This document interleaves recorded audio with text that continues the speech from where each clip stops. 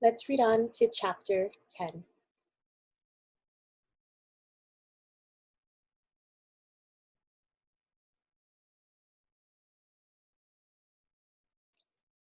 Frobscottle and Whizpoppers. By now, Sophie was beginning to feel not only extremely hungry, but very thirsty as well. Had she been at home, she would have finished her breakfast long ago. Are you sure there's nothing else to eat around here except those disgusting, smelly snozzcumbers? She asked.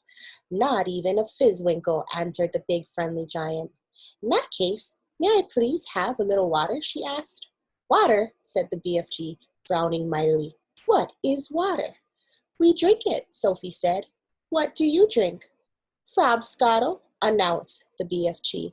All giants is drinking frobscottle. Is it as nasty as your snozzcumbers? Sophie asked. Nasty, cried the BFG. Never is it nasty. Frobscottle is sweet and jumbly. He got up from his chair and went to a second huge cupboard. He opened it and took out a glass bottle that must have been 6 feet tall. The liquid inside it was pale green, and the bottle was half full. Here is Frobscottle, he cried, holding the bottle up proud and high, as though it contained some rare wine. Deluptuous, fizzy Frobscottle, he shouted. He gave it a shake, and the green stuff began to fizz like mad. But look, it's fizzing the wrong way, Sophie cried, and indeed it was. The bubbles, instead of traveling upwards and bursting on the surface, were shooting downwards and bursting at the bottom. A pale green frothy fizz was forming at the bottom of the bottle. What on earth is you meaning the wrong way? Asked the BFG. In our fizzy drinks, Sophie said, the bubbles always go up and burst at the top. Upwards is the wrong way, cried the BFG. You mustn't ever be having the bubbles going upwards.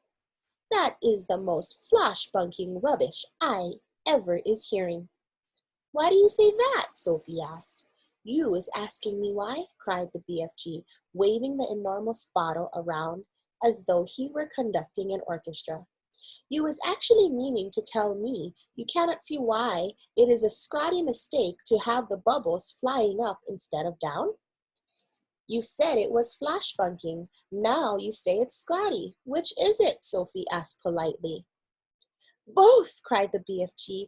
It is a flashbunking and a scrawny mistake to let the bubbles go upwards. If you can't see why, you must be as quacky as a duckhound. By Ringo, your head must be so full of frog swinkers and buzzwangles, I is frittered if I know how you can think it all. Why shouldn't the bubbles go upwards? Sophie asked. I will explain, said the BFG. But tell me first, what name is you calling your Frobscottle by? One is Coke, Sophie said. Another is Pepsi. There are lots of them. And the bubbles is all going up? They all go up, Sophie said. Catastrophe, cried the BFG. Up-going bubbles is a catastrophe disastrophe. Will you please tell me why? Sophie said. If you will listen carefully, I will try to explain to the BFG. But your brain is so full of bug whiffles, I doubt you will ever understand. I'll do my best, Sophie said patiently. Very well then. When you was drinking this cokey drink of yours, said the BFG, it is going straight down into your tummy. Is that right or is it left? It's right, Sophie said. And the bubbles is also going into your tummy, right or left? Right again, Sophie said. And the bubbles is fizzing upwards. Of course, Sophie said, which means, said the BFG, that they will all come swish-whiffling up your throat and out of your mouth and make a foulsome, belchy burp. That is often true, Sophie said, but what's wrong with a little burp now and again? It's sort of fun. Burping is filthsome, the BFG said. Us giants is never doing it. But with your drink, Sophie said, what was it you called it? Frobscottle, said the BFG. With Frobscottle, Sophie said, the bubbles in your tummy will be going downwards, and that could have a far nastier result.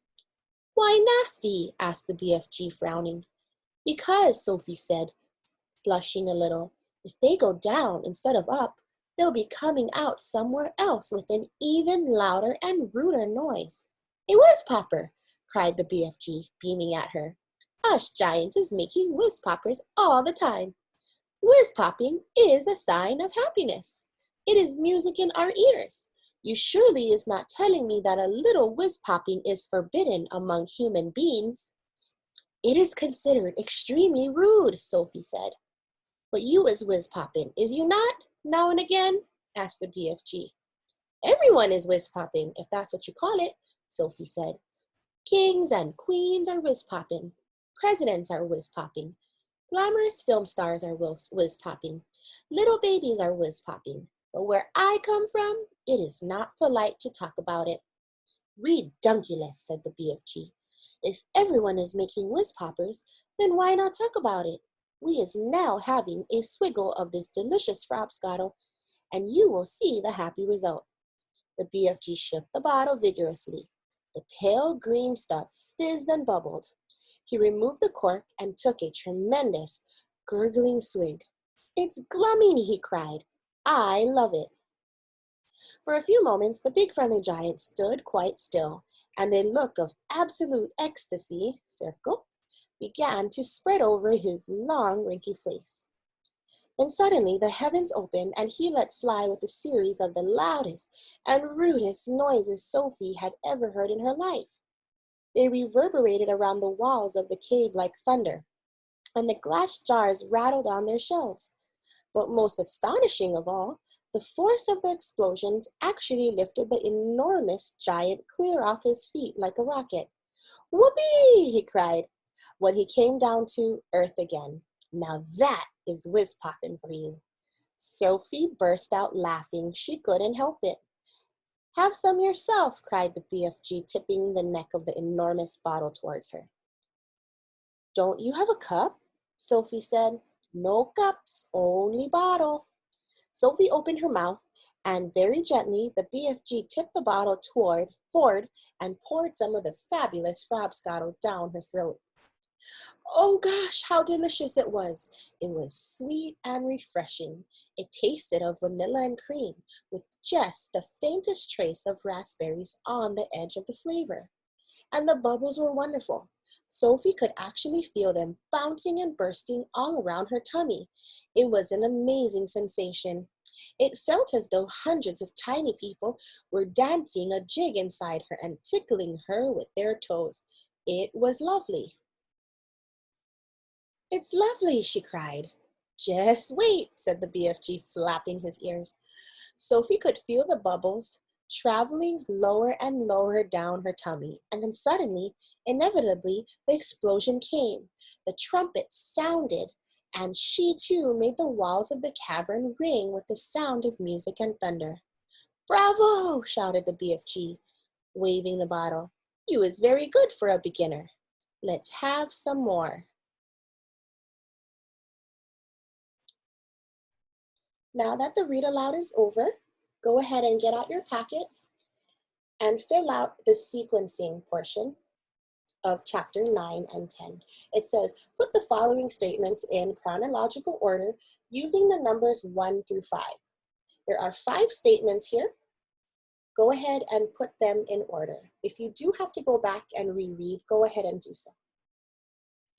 Now that you're done with the sequencing part, turn the page so that we can complete the comprehension and analysis questions. Okay? It says, answer the questions in complete sentences. Number 1, choose 2 words to describe the blood bottler. Justify your words. Number 2, summarize how Sophie nearly gets eaten by the blood bottler. Number 3, what are the differences between regular soda and Frobscottle? Go ahead and complete that now. You may also go ahead and fill up this part here, where it says beyond. In the box, illustrate your favorite scene from these chapters. If you're having a difficult time, try to go back and read the story again in your chapters 9 and 10. That concludes this lesson for today with Mrs. Weber. I'm really glad that you were able to come online and learn through this route. I hope to see you guys again. I miss all of you. Take care and malama pono.